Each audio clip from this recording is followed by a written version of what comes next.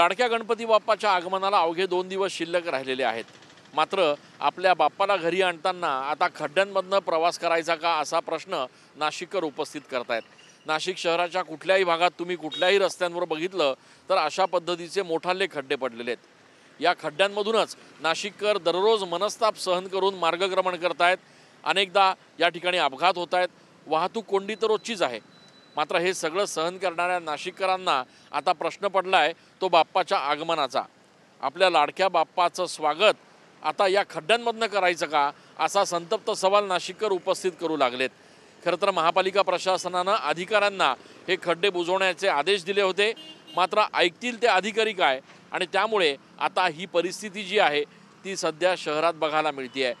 दुर्दैवानं बाप्पाला आपल्या घरी घेऊन जाताना नाशिककरांना यंदा देखील या खड्ड्यांमधून धक्के खाऊनच बाप्पाला घरी न्यावं लागणार आहे। कॅमेरा पर्सन खुशाल पाटीलसह मी चंदन पूजा अधिकारी, TV9 मराठी।